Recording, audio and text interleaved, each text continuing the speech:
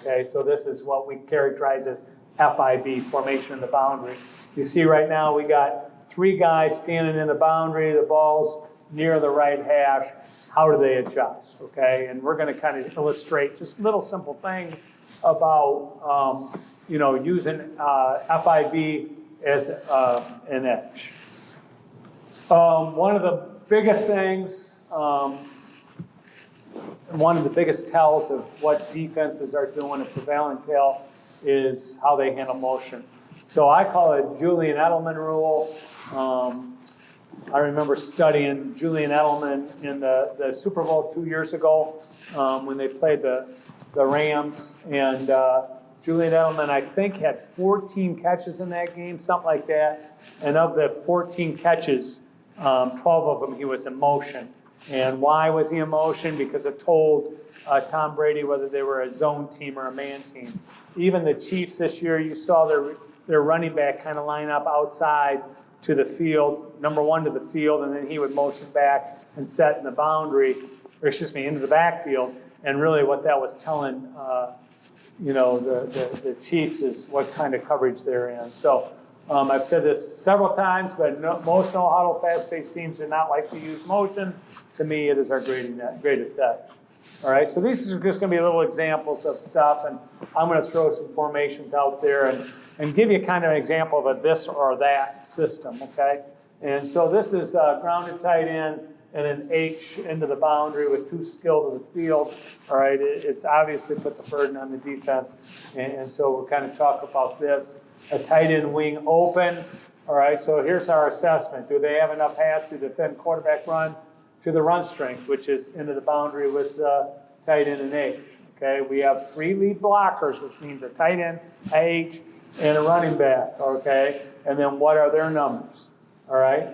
Number 2, do they have a field overhang? Because we got 2 skill to the field. If they have a field overhang with a field safety in a corner, they got 3/2. That's an indicator. If they add the field overhang into the box tighter, then they might have 2/2, and then we got something over there, okay? 3, did they leave one-on-one over the 2 skill? Can we win versus one-on-one coverage? That's something else that we're assessing as we do this.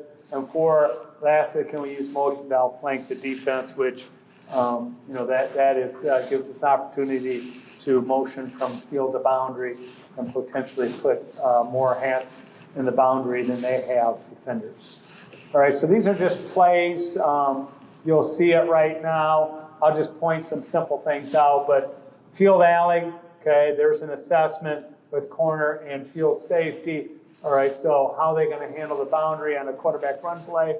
We got the tight end, the H, the left guard, and the running back filling in that spot. You can see it's 1st and 10, quarterback square, all right, and we run right into the open space for a touchdown. I'll go to the other copy here. Okay, you can see right now, all right, they're knocked over to the field. All right, this is a burden on defenses. Most people are field defenses, but we got, at the tight end and the H into the boundary, they're knocked over to the field pretty good. All right, if you can't count hats here,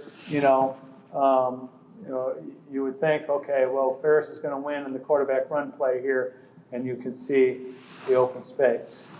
Okay, same situation here in this particular circumstance. All right, they might be corner over, or they got the corner there. I don't know their personnel. The field alley guy is there. Okay, we don't want this field alley guy to be loose enough to bail and play with 3 defenders versus any kind of pass play over there. So it's a run play into the boundary for us. And even though he bounces around and doesn't really hit the hole hard, it's still a pretty easy touchdown, okay? You can see as we go, it's kick out, it's guard on the pull, and it's hat for hat everywhere. All right, same deal here. This is backed up. Again, they're knocked over with a field alley guy and a field safety still over to the field side.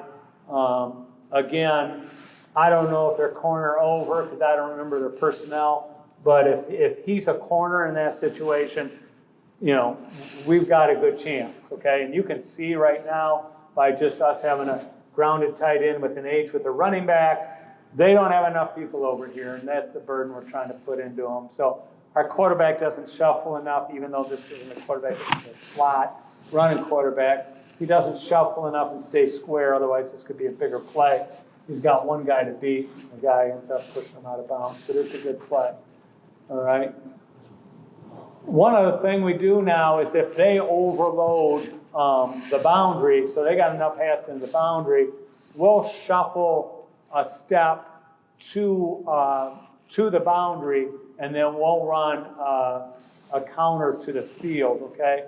On this particular play, the guard pulls, traps the end, the H follows, wraps in, he's the second puller, and the back's the third puller. So you can see right now, they have a couple hangers over here, but there's not a lot of space. There's a lot of space over here. This guy here is man-to-man with our slot, so there's a lot of space to run this play back to the field. So you can see he just kind of takes a step to the right like he's going, guard pulling, number 64 if you can see it, 47, and number 1 leading, and you can see how easy it is. And that's just, you know, when I'm on the field here and Steve's in the box, I just say, which is it? And he'll say, this play.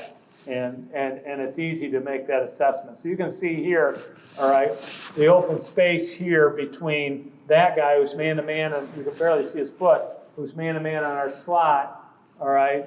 And then, you know, we got hat for a hat here as we come through. That's the guy, that's the extra guy who's man-to-man on our slot, okay? So that's the same play here. I'll go to the other copy so you can see it, all right? But you can see we just kind of lean to our left. There's the guard pulling. That's the back. That's the H, and we walk through, okay? Same deal here, okay? You can see right now, he's standing there for bubble. So a lot of times people are like, why is your guy standing there? Part of the deal for us is you can always throw the bubble. So it doesn't matter. You can step back and throw the bubble. If there's not a guy standing over him, all right? So he bubbles there, but you can see right there the open space going on counter here, okay? So we chose not to run power this way. We're running counter to the open side. And we got half for half there, okay? So our goal in those situations is to make sure we have enough hats. Okay, now in this circumstance, we have the option, okay, should we run power to the boundary? No, he decides to run some kind of man beater to the field. Okay, so you can see, boom, all right, and even though they kind of come out of it into a zone, we still make a good throw and a touchdown. And that's, again, the option of looking at the two skills of the field to see if they're going to handle it, okay? Check protection, make the throw. Same deal here. He just throws out here on a quick, but that's just, you know, an option that he has to make that play. All right, now this is using motion. All right, you can see now the formation's flipped. Okay, so now the grounded and the H are now nubbed up to the field, two skill into the boundary. So a lot of times when we use two skill to the boundary, people would make an FIV check. And now this is jet to the field.